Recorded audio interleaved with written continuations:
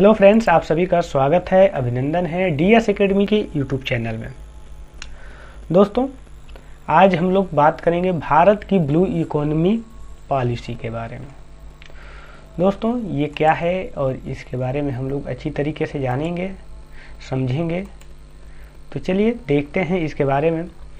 तो जो ये देख लीजिए यहाँ पे, भारत की ब्लू इकोनॉमी पॉलिसी। दोस्तों, आप लोगों को पता ही होगा कि इंसानों के लिए अपार संभावनाएं जो होती हैं निहित होती हैं महासागरों में, और इंसान महासागरों में जीवन के नए संसाधन की तलाश में जुटा हुआ है। और भारत सरकार ने भविष्य की जरूरतों एवं भारतीय अर्थव्यवस्था में समुद्री संसाधनों की भागीदारी बढ़ाने के लिए एक पॉलिसी लाया है, एक ड्राफ्ट तैयार किया है। किसके द्वारा? भारत सरकार के पृथ्वी विज्ञान मंत्रालय के द्वारा एक ड्राफ्ट तैयार किया गया। इसमें सार्वजनिक लोगों से सुझाव मांगा गया है।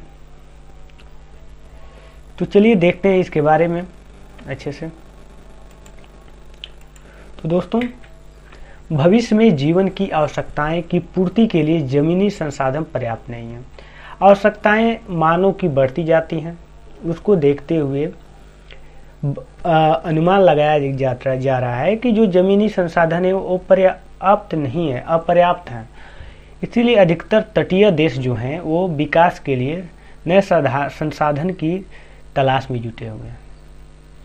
तो भारतीय जो है, ये यहाँ पे देख लीजिए कि जो भारतीय अर्थव्यवस्था में समुद्री संसाधनों की भागीदारी बढ़ाने के लिए के लक्ष्य से भारत सरकार के किस मंत्रालय द्वारा? तो पृथ्वी विज्ञान मंत्रालय के द्वारा ब्लू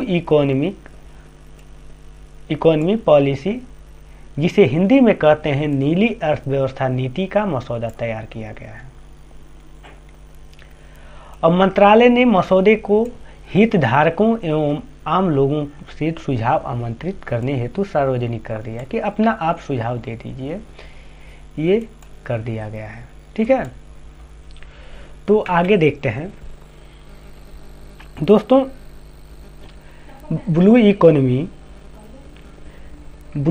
पॉलिसी का यह मसौदा देश में उपलब्ध समुद्री संसाधनों के उपयोग के लिए भारत सरकार द्वारा अपनाई जाने वाली रणनीति रेखांकित करता है।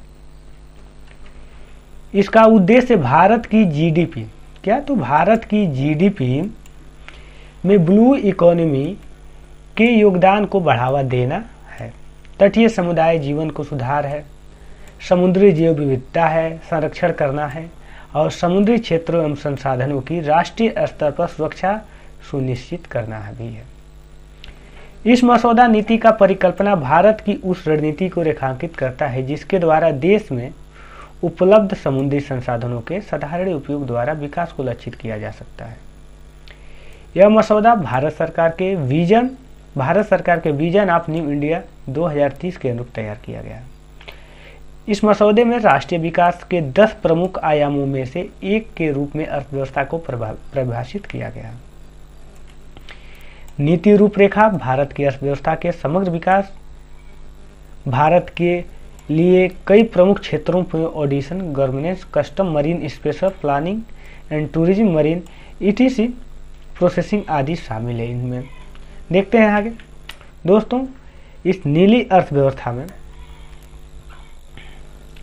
अर्थव्यवस्था को भारत की राष्ट्रीय अर्थव्यवस्था के उपसमूह के रूप में देखा जाता है।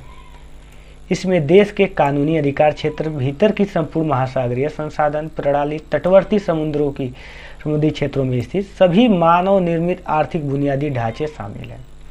यह नीति उन सभी वस्तुओं और सेवाओं के उत्पादन को प्रभावित करेगी जो आर्थिक विकास, पर्यावरणीय स्थिरता और राष्ट्रीय सुरक्षा के लिए आवश्यक है। नीली अर्थव्यवस्था भारत जैसे तटीय देशों के लिए अपने विकास के लक्ष्य को प्राप्त करने हेतु महासागरीय संसाधनों के साधारणीय उपयोग सुनिश्चित करने का एक बड़ा अवसर है। तो आप लोगों को पता है कि 3 तरफ से समुद्र से घिरा भारत एक विशाल प्रायद्वीप है। भारतीय समुद्र तट की कुल लंबाई 7516.6 है। जिसमें भारतीय मुख्य भूमि का तटीय विस्तार 6300 किलोमीटर है।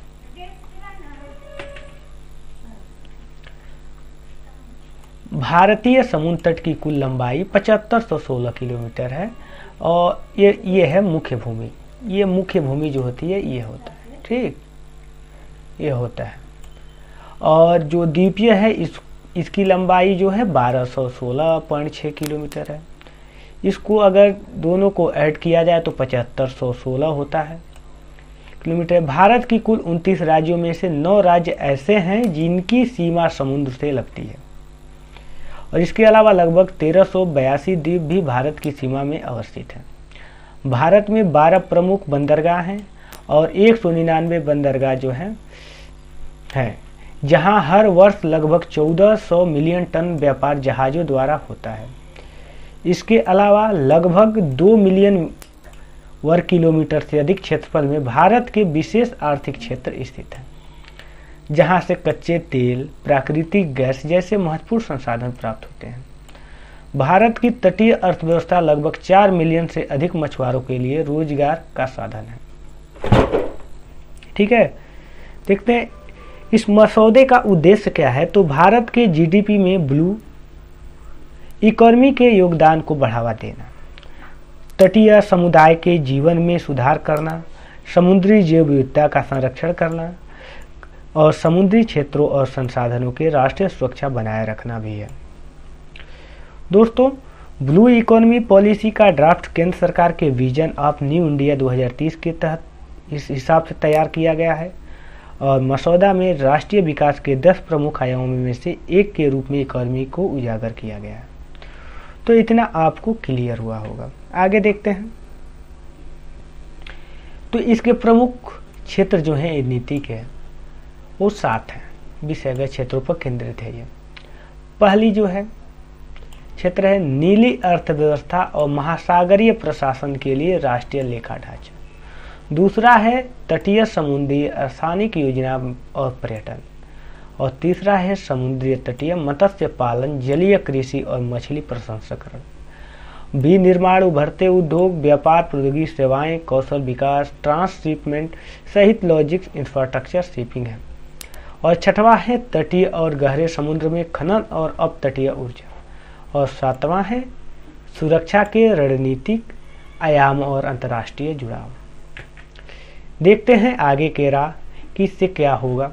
तो दोस्तों, भारत सहित संयुक्त राष्ट्र के सदस्य देशों में 14 देश सतत विकास के लिए, अपने विकास के लिए महासागरों और समुद्रों में संसाधनों का संरक्षण और निरंतर उपयोग करने के लिए एक प्रयास कर रहे हैं। कई देशों ने अपनी ब्लू इकोनॉमी का दोहन करने के लिए पहल की है, जिनमें ऑस्ट्रेलिया, ब्राजील, यूनाइटेड किंगडम आदि प्रमुख हैं। अब भारत भी अपनी ब्लू इकोनॉमी नीति के मसौदे के साथ सागर संसाधनों की विशाल क्षमता का उपयोग करने के लिए तैयार है। भारत 3 तरफ से समुद्र से घिरा हुआ है, एक विशाल प्रायद्वीप है। इस महासागरों में विकास से जुड़ी अपार संभावनाएं निहित हैं, अतः भारत को इस दिशा में बेहतर प्रयास करने चाहिए ताकि भविष्य में यह भारत के लिए उत्तरोत्तर प्रगति का मार्ग प्रशस्त कर सके। तो दोस्तों, ब्लू इकोनॉमी भारत की आर्थिक वृद्धि में एक महत्वपूर्ण स्थान रखती है और भारत की जीडीपी को बढ़ाने में भी निश्चित ही सक्षम हो सकती है। इसलिए भारत की ब्लू इकोनॉमी का मसौदा आर्थिक विकास और कल्याण के लिए देश की क्षमता को गति देने की दिशा में एक महत्वपूर्ण कदम माना जा रहा है। दोस्तों, मुझे उम्मीद है कि आप लोगों को ये सारी बातें समझ आई होंगी ब्लू इकोनॉमिक पॉलिसी के बारे में, कि ये मसौदा क्या है, ये ड्राफ्ट क्यों तैयार किया, ये चर्चा में क्यों है और ये सार्वजनिक सुझाव किस लिए मांगा गया है। तो ऐसे ही वीडियो के लिए आप हमारे चैनल से जुड़े रहिए, लाइक कीजिए, कमेंट कीजिए। तब तक के लिए बाय, सी यू।